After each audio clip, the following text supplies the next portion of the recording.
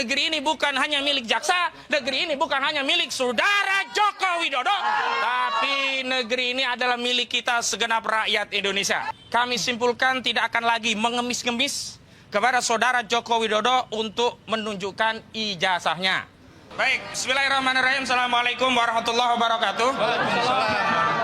Terima kasih kepada rekan-rekan media yang sudah memenuhi undangan kami dan juga seluruh rakyat Indonesia yang kami yakini juga mengikuti perjuangan kami dalam rangka membongkar ijazah palsu ini.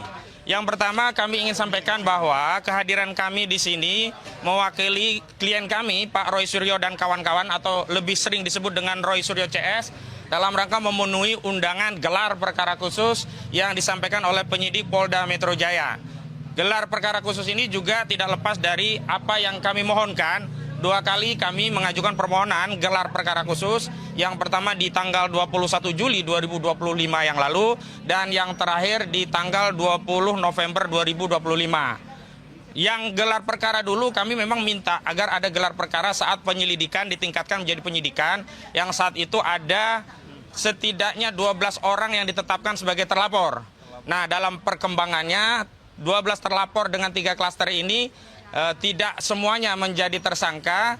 Klaster media atau klaster YouTuber itu hilang dari posisinya dan kemudian ditingkatkan menjadi tersangka 8 orang yang dibagi menjadi 2 klaster. Klaster pertama yang kami sebut sebagai aktivis, klaster kedua yang kami sebut sebagai akademisi. Kami sendiri membentuk tim advokasi anti kriminalisasi akademisi dan aktivis. Dan gelar perkara ini juga ada 2 sesi yang kami terima. Sesi pertama jam 10.00 WIB, yakni untuk klaster pertama. Yang kami dampingi hari ini di klaster pertama adalah pertama Bapak Rizal Fadilah, sarjana hukum. Yang kedua Ibu Kurnia Triryani, sarjana hukum selaku advokat. Dan yang ketiga ada Bapak Rustam Effendi. Dan nanti akan ada lagi gelar perkara khusus di sesi kedua, yakni klaster akademisi. Ada Pak Rosuro dan Pak Rizwan Sianipar yang kami dampingi. Dan kami ingin jelaskan terkait gelar perkara ini beberapa hal sebagai berikut. Yang pertama, kami meyakini, kita semua segenap bangsa Indonesia meyakini bahwa sudah tidak tersisa lagi dari saudara Joko Widodo sisi kenegarawanannya meskipun seberat biji zarah. Kenapa? Karena sudah tidak mungkin lagi atau meminjam ungkapan laksana memasukkan gajah ke lubang jarum kalau kita mengharapkan saudara Joko Widodo menunjukkan ijazahnya sebagaimana itu ya pernah dilakukan oleh Pak Asrul Sani, atau kalau di dunia internasional persoalan dengan kewarganegaraan yang pernah disampaikan oleh Obama. Jadi kesimpulan kami sampai hari ini kami tegaskan bahwa sudah tidak ada lagi sisa kenegarawanan dari saudara Joko Widodo, maka kami simpulkan tidak akan lagi mengemis-ngemis kepada saudara Joko Widodo untuk menunjukkan ijazahnya. Yang kedua, karena hari ini status ijazah konon asli tadi telah disita oleh penyidik Polda Metro Jaya, maka hari ini yang kami harapkan yang masih punya sifat kenegarawanan dari institusi aparat penegak hukum kita adalah penyidik dari Polda Metro Jaya, di mana diharapkan dalam proses gelar perkara nanti akses terhadap barang bukti diberikan oleh penyidik dan penyidik secara sukarela menunjukkan barang bukti yang telah menjadikan klien kami sebagai tersangka. Sebab tidak mungkin ada orang dinyatakan sebagai fitnah dan pencemaran nama baik menyimpulkan ijazah saudara Joko Widodo itu palsu sebelum ada bukti ijazah asli ditampilkan.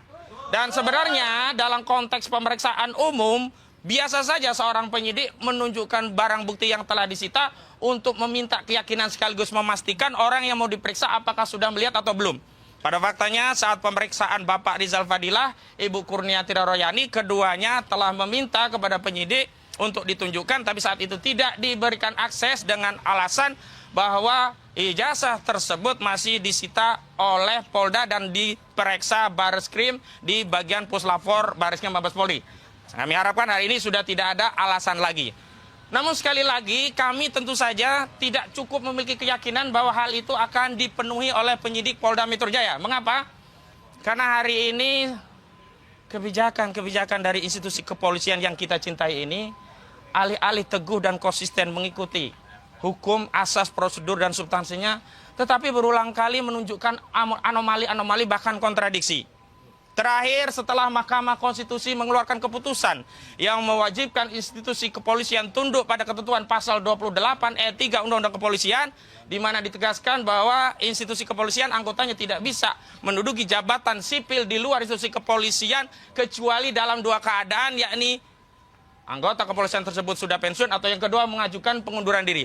Tapi lagi-lagi kita justru malah kecewa karena bukannya atau alih-alih menerbitkan peraturan Kapolri untuk mentaati konsekuensi dari putusan Mahkamah Konstitusi.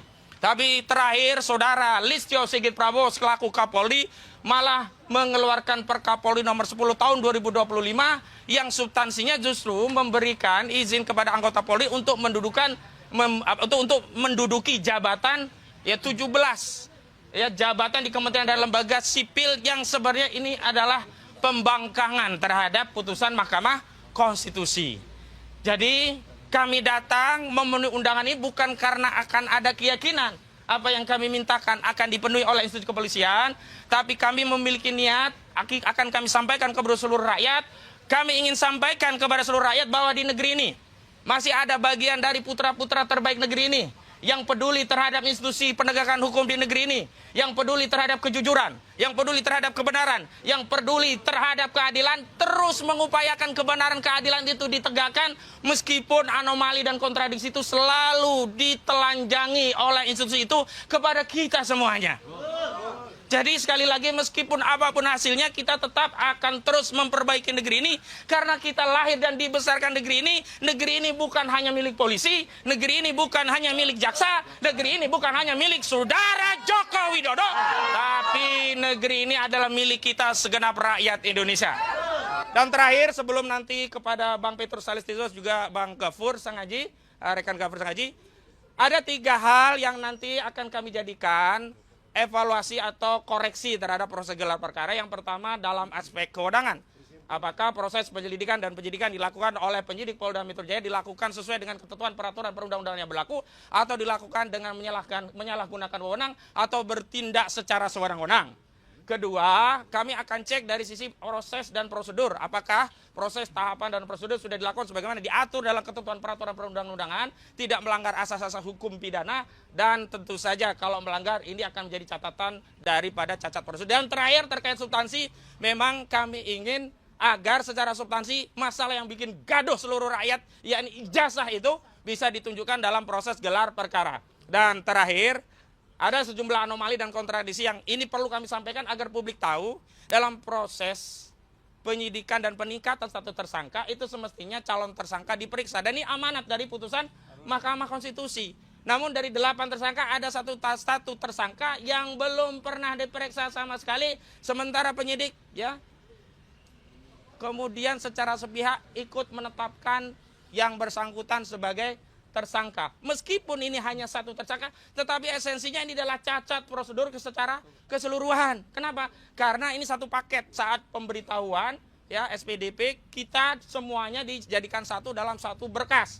Jadi satu cacat maka seluruh prosedur penyidikan ini juga menjadi cacat. Itu yang perlu kami sampaikan meskipun nanti ada catatan-catatan lain yang kami akan pertanyakan langsung dalam proses gelar perkara khusus. Dan terakhir, kami ingin tegaskan inilah tim advokasi yang menjadi kuasa hukum Pak Roy Suryo. Ada Pak Petrus Celestinus, ada Bang Gafur Sangaji, ada Bang Jamada Gisang, ada Bang Azam Khan, ada Fitra, ada Jack Piliang, ada Herman Kadir, Baharu Zaman ya. Jadi yang semua ini adalah bagian dari tim Anwar ini Bang Medi. Selain yang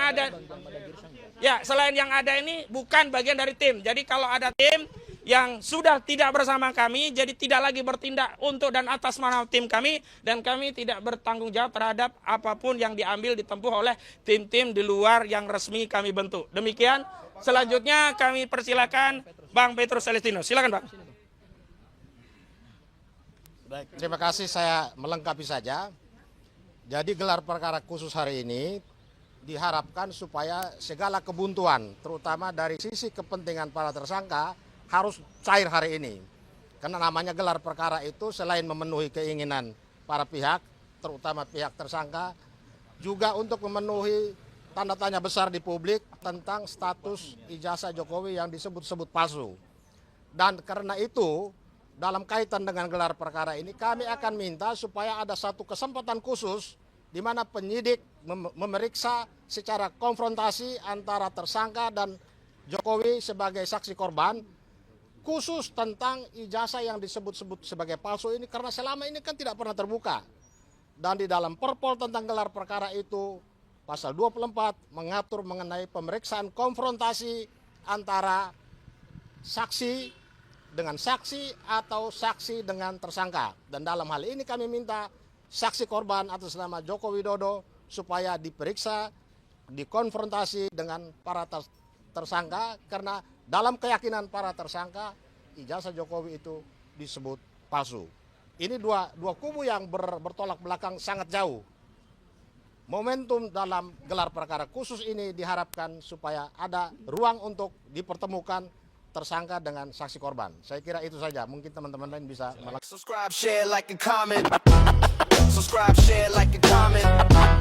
Subscribe, share, like, and comment. Subscribe, share, like, and comment. Subscribe, share, like, and comment.